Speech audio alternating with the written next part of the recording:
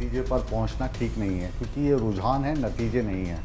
और खुद जो मुख्यमंत्री हैं कार्यवाहक नायब सिंह सैनी 2 बार लाइव अपने साथ जुड़ चुके हैं और उनका जो कॉन्फिडेंस दिखाई दे रहा था प्रेस कॉन्फ्रेंस में या आज जो बात करते हुए, तो कहीं ना कहीं जो उनको सर्वे मिले होंगे तो उसको लेकर काफ़ी कॉन्फिडेंट दिखाई दे रहे थे और उनका जो कॉन्फिडेंस है अब इन रुझानों में दिखाई दे रहा है। और दूसरी जो आप बात कर रहे थे या अनिल विज साहब ने कहा कि जो पहलवानों का मसला है वो हरियाणा में नहीं चलेगा। जी जी बिल्कुल, पहलवानों का जो मसला है वो उस वक्त तक जब दिल्ली में भूपेंद्र सिंह हुड्डा अपनी रणनीति तय करेंगे। कैमरा पर्सन नकुल के साथ नीरज कुमार, न्यूज 18 इंडिया, रोहतक, हरियाणा।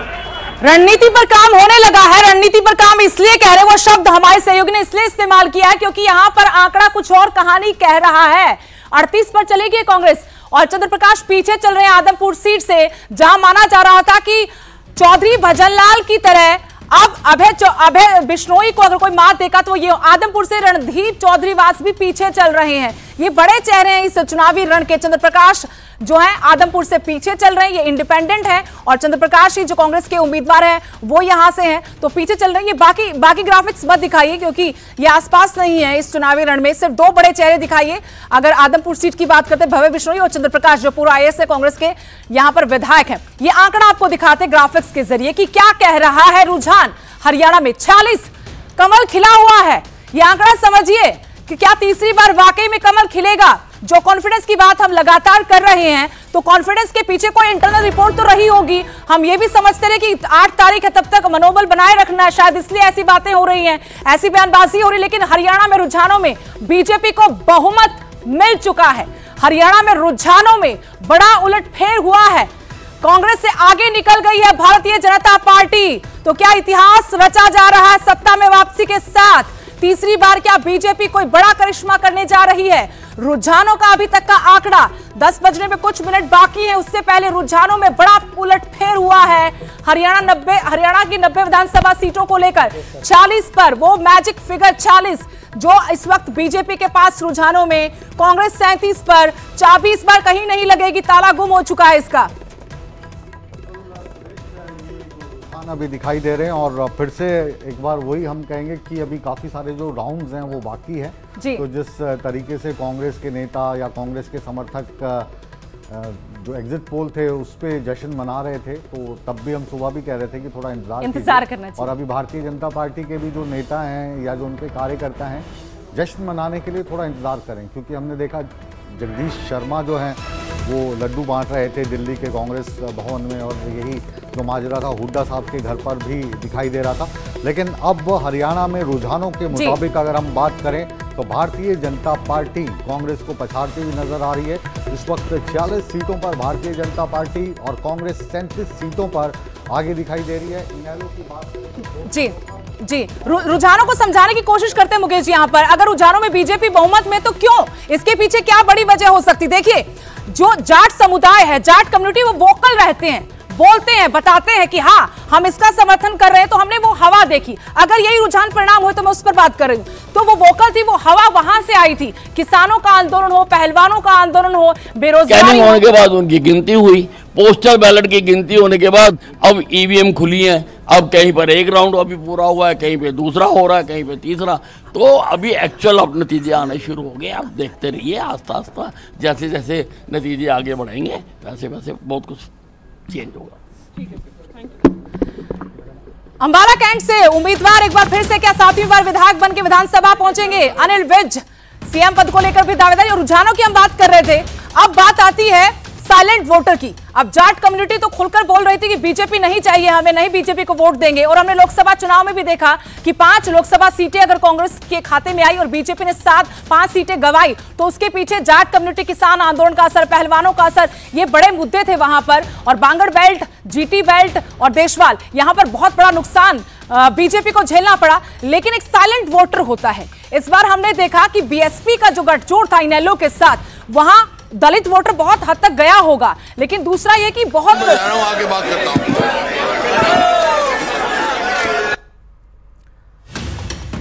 तो रुझानों के हम आंकड़ों के जरिए बताने की कोशिश कर रहे हैं कि रुझान आखिर बीजेपी के हक में क्यों।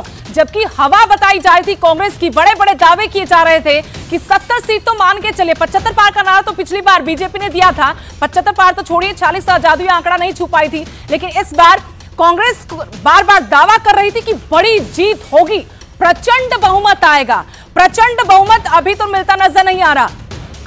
तो ये आंकड़ा है 48 का बीजेपी के पास, रुझानों में कांग्रेस 35 पर सिमटती नजर आ रही है। और ये ढोल बज रहे हैं, ये कांग्रेस के खेमे में ढोल, नगाड़े, लड्डू, जलेबियां।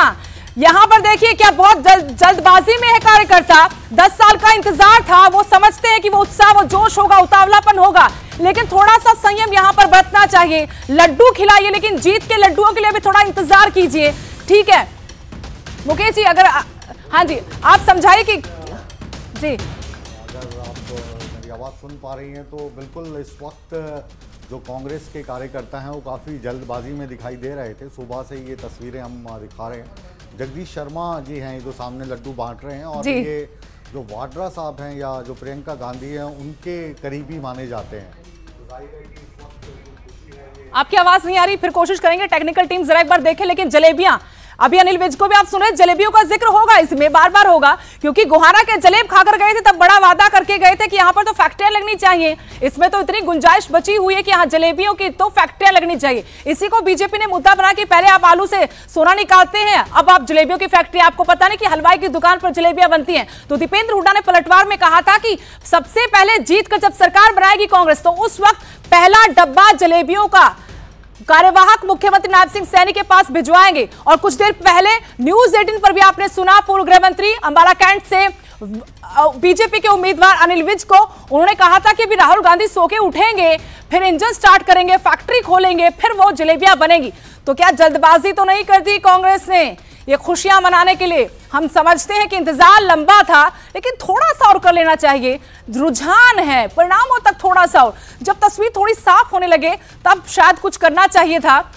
बीजेपी 47 पर, कांग्रेस 35 पर अभी रुझानों में है। लेकिन हम आपको बार बार बता दें कि जो ईवीएम से काउंटिंग का सिलसिला होता है वो क्या होता है वो बताएंगे आपको। पहले भूपेंद्र सिंह हुड्डा कुछ कह रहे हैं, भारी तामझाम है वहां पर, बड़ी तादाद में समर्थक पहुंचे हुए हैं, क्योंकि वन मैन आर्मी लगातार हमने देखी। भूपेंद्र सिंह हुड्डा ने पूरी पार्टी को न सिर्फ लीड किया बल्कि 72 अपने समर्थकों को टिकट दिलवाई।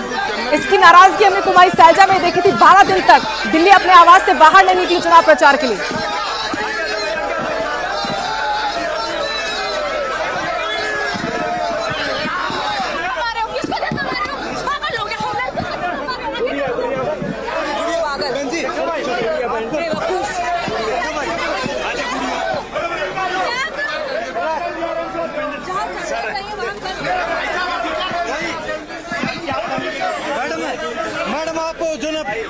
तो तस्वीरें आपको दिखा रहे हैं पूर्व सीएम भूपेंद्र सिंह हुड्डा की। सवाल यह था कि अगले मुख्यमंत्री भूपेंद्र सिंह हुड्डा होंगे। अपने आवास पर जितने समर्थक हैं उतना ही जमावड़ा इस वक्त मीडिया का भी है, मीडिया कर्मी चाहते हैं, क्योंकि भविष्य दिख रहा था प्रदेश को ऐसे में। लेकिन ये रुझान भी आप जरा देखते रहिए, वो तस्वीर तो आपको दिखाते रहेंगे, बातचीत अगर मीडिया से करेंगे वो भी सुनवाएंगे। लेकिन यहाँ आंकड़े पर नजर डालिए, न्यूज 18 सबसे पहला रुझान आपको बताया और सबसे पहला परिणाम। ये वादा भी आपसे करते हैं, सालों से सिलसिला चल रहा है कि न्यूज 18 अपनी विश्वसनीयता के लिए जाना चाहता है, चाहे पहला रुझान हो या पहला परिणाम हो, सबसे पहले आपको न्यूज 18 पर ही दिखाई देगा।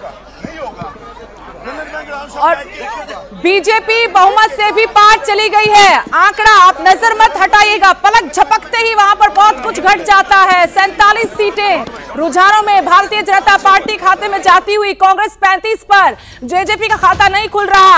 आईएनएलडी और बीएसपी 2 सीटों पर आगे है रुझानों में। आम आदमी पार्टी आदर्श 7। देखिए